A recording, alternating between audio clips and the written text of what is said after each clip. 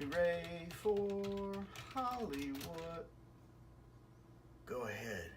Make my day. Oh, hello there. I am Stan the Movie Man. This is my review of Venom. It stars Tom Hardy, Michelle Williams, Riz Ahmed, Jenny Slate, and more. It is the story of Eddie Brock, played by Tom Hardy. He is an electronic journalist. He does stories about how the poor are being taken advantage of and how city governments don't care, specifically San Francisco, because that's where he lives. He is, I believe, on a cable network, although that's never made clear. And he is approached to do a puff piece on the director of this biotech company named Dr. Carlton Drake, played by Riz Ahmed. Eddie's girlfriend, Anne Weying, is played by Michelle Williams. She is a lawyer that works for a firm that works for Drake's company. And the firm is handling lawsuits in regards to wrongful deaths at this company, and they are being sued. And one night, while Eddie is up and Anne is in bed, he notices there's a message that just come in on the computer, and it is a confidential filing about wrongful death suits against the company, which, of course, Eddie, being an investigative journalist, opens it up and reads it. It's supposed to be a puff piece he does with Drake, but Eddie starts asking him very hard questions about human testing that isn't authorized and the deaths that it's caused, and Drake immediately cuts off the interview. Eddie's employer fires him, and Anne breaks up with him because the only way he could have known the information that he presents to Drake is if he read her email. Things sort of, go south for Eddie. He can't get a job, and he's running out of money when he's approached by Dr. Dora Skirth, played by Jenny Slate. She works with Drake doing research, and she tells him about these alien life forms that Drake's private spaceship has found on a comet and returned to Earth. Actually, that's how the movie starts, is with that particular spaceship crashing in Indonesia. Drake is trying to combine these sort of gelatinous looking alien life forms with humans to create a symbiotic relationship. And most of the people who are being joined with the symbiotes are dying. Drake breaks into the lab with Skirth's help and sees somebody he knows, a street woman that he has a friendly relationship with.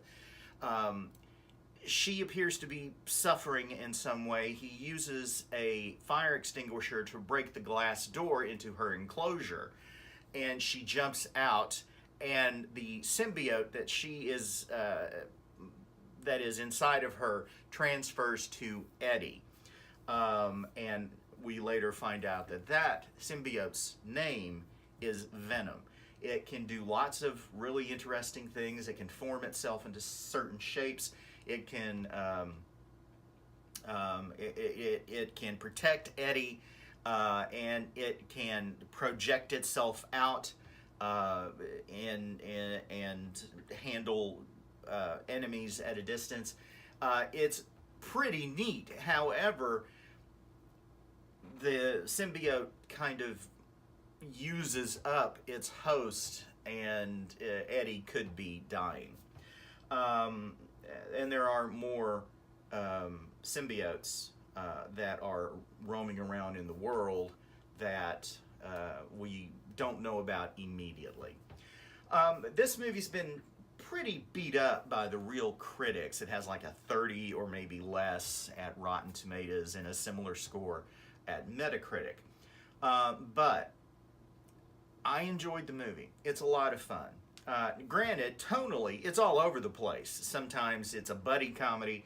Sometimes it's a straight-up superhero movie or anti-hero, depending on how you want to look at it. Sometimes it's a drama, and it is. It makes these sudden shifts in direction and how, you know, the emotion throughout the film. But basically, it's a superhero origin story. And from that point of view, it's pretty good. I enjoyed it.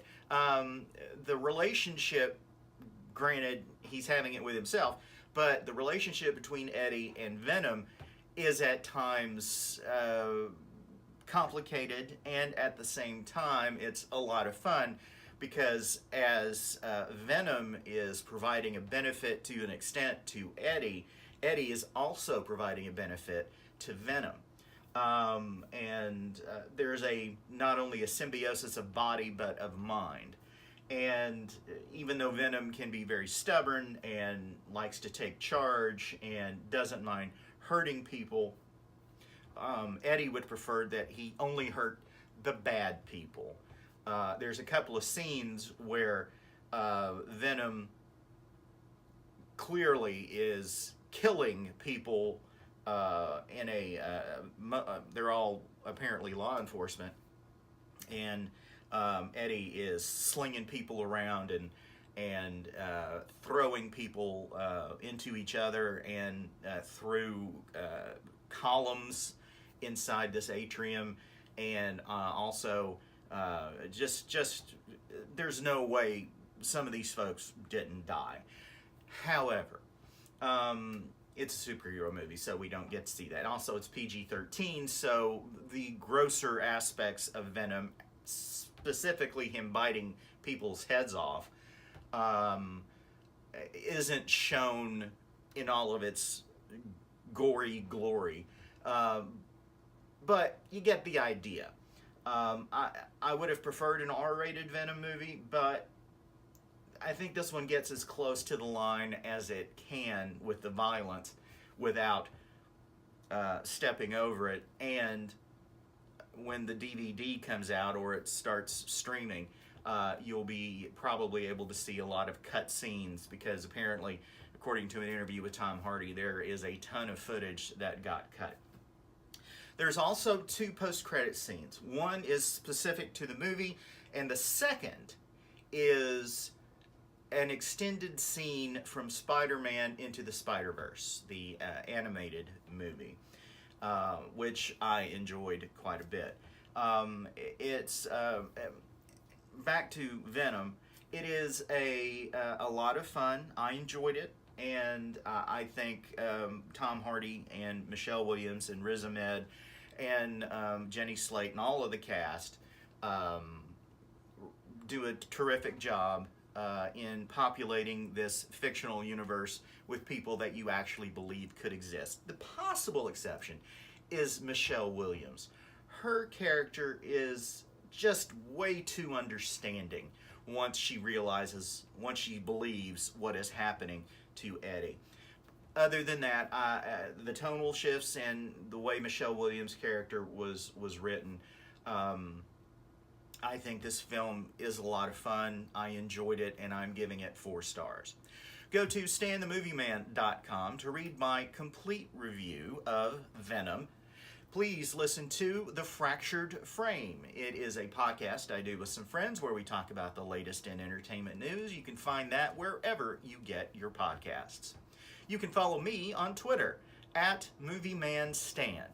And you can send emails to me, StanTheMovieMan123 @gmail.com. Till next time. Later.